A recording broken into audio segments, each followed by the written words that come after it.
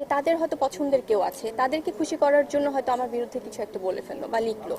এটা কিন্তু আলটিমেটলি দর্শকদের কাছে একটা অন্যভাবে উপস্থাপন হয়। তো আমি বলবো যে ব্যক্তিগত কোনো আক্রোশ থেকে আসলে দীর্ঘ চেষ্টার পরে একটা সফল ক্যারিয়ার গড়ে নিয়েছেন শবনম বুবলী, কিন্তু সেখানে একাধিক বাধার সম্মুখীন হয়েছেন তিনি। এমনকি বর্তমানেও একইভাবে বাধাগ্রস্ত হতে হয় তাকে, যেখানে তার এমন পরিস্থিতির পেছনে সম্পূর্ণ দায়টা অপবিশ্বাসের দিকে ছোড়া হয়। এর মধ্যে গতকালই কিছু ছবি পোস্ট করে তার ক্যাপশনে বুবলী লিখেছেন, রোদের দিকে মুখ ঘোরালে কখনোই কালো ছায়াটা দেখা যায় না।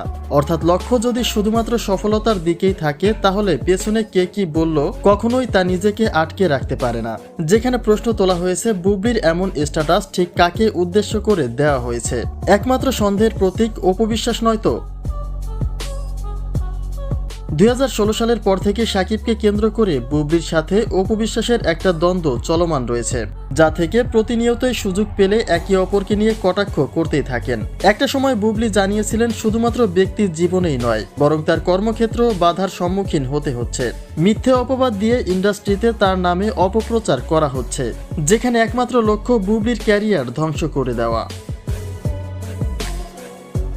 হয়তো বুবলীর হাতে যথাযথ কোনো প্রমাণ নেই, কিন্তু সকল ক্ষেত্রে অপবিশ্বাসী যে তাকে হেনস্থা করার জন্য উঠে পড়ে লেগেছে তা অনেকটাই নিশ্চিত করেছেন বুবলী। কিন্তু সময়ের ব্যবধানে অপুর তুলনায় বুবলীর চাহিদাই বেশি ইন্ডাস্ট্রিতে।